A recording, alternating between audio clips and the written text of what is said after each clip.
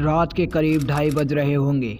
Night shift करने के बाद वह पैदल ऑफिस से घर की ओर लौट रहा था। वाहन न होने के कारण बीते 1-1.5 साल से महानगर की सूनी बिरासान और लंबी सड़कें हमसाया बनकर मेरे साथ चलती रही हैं। बाप रे, इतनी लंबी और भूतिया सड़कें खत्म होने का नाम ही नहीं लेती। बस चलती ही जा रही है, बस चलती ही जा रही हैं, रुकने का नाम ही नहीं लेती। कहीं ऐसा घंघोर अंधेरा कि पैर कहाँ पड़ रहे हैं पता ही न चले, तो कहीं खंभों की लाइट से फूटते सफेद झिलमिलाते प्रकाश में नहाती सड़कों की खूबसूरती देखते ही बनती है। रोजाना का रूटीन होने के कारण अब इन सूनी और अंधेरी सड़कों से डर नहीं लगता। इन्हीं सूनी और बिरासान रास्ते पर दिन भर इतना ट्रैफिक हो कि एक कदम चलने की भी जरूरत ना पड़े। मई की बेरहम गर्मी, माथे से चूहता पसीना और ऐसे में अचानक हल्की हल्की ठंडी हवाएं चलने लगी।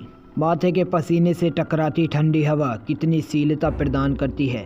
ऐसे में कौन बेवकूफ़ होगा जिसका मन गुनगुनाने को नहीं करेगा। गुनगुनाते हुए मैं आगे बढ़ ही रहा था कि अचानक आंखें एक जगह पर आकर टिक गई। सड़क किनारे एक सभ्य की अधेड़ महिला खड़ी दिखाई दी। करीब 100-1.25 फुट की दूरी रही होगी।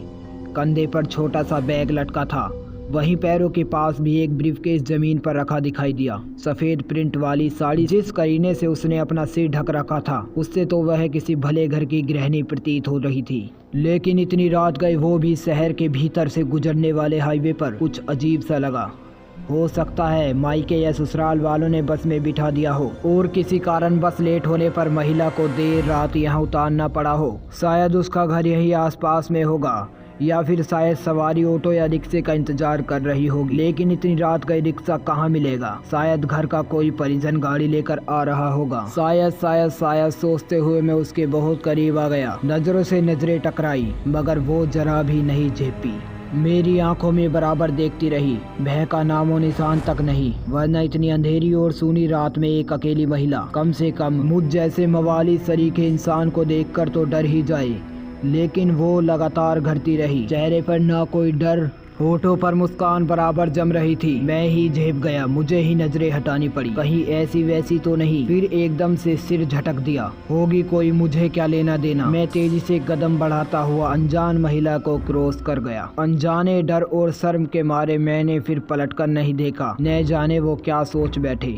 चलते चलते मैं दूसरी सड़क पर आ पहुंचा। अब वो सड़क और महिला पूरी तरह से ओझल हो चुकी थी। कहीं कोई भूत वूत तो नहीं।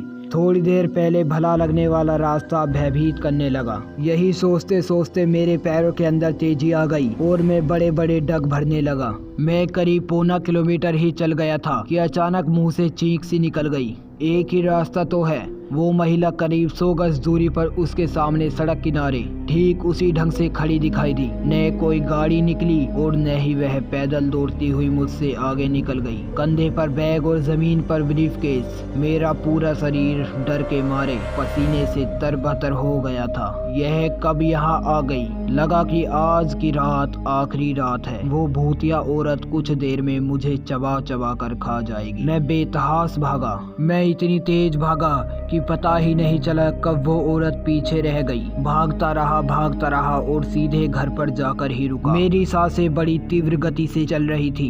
घर के बाहर ही कुछ पल खड़ा रहकर अपनी सांसों पर कंट्रोल किया। अगले दिन शाम करीब 5 बजे ऑफिस पहुंच गया। एक बुजुर्ग कर्मचारी को रात का सारा घटनाक्रम सुना डाला। वो बाबा पहले तो थोड़ा सा हंसे, लेकिन बाद में उन्होंने एक ऐसी चीज बताई जिसे जानकर मैं पूरी तरह से चौंक गया। उन्होंने कहा, जहाँ जानवर कटते हैं बेटा वो सड़क बहुत खतरनाक है। बहुत हादसे होते हैं वहाँ। तेज रफ्तार बड़ी गाड़ियों ने बहुत सारे लोगों को कुचला है। सुना है कि कई साल बस का इंतजार कर रही एक औरत को भी एक ट्रेन ने रौंद डाला था। तुझे ही नहीं बहुत सारे लोगों को दिख चुकी है।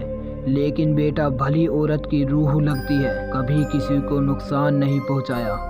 मैं हैरान था और परेशान भी। अब कैसे निकलूंगा उस रास्ते से रात में पैदल। एक आत्मा औरत की रूह से आमना सामना हुआ है मेरा, वो भी भली औरत की रूह।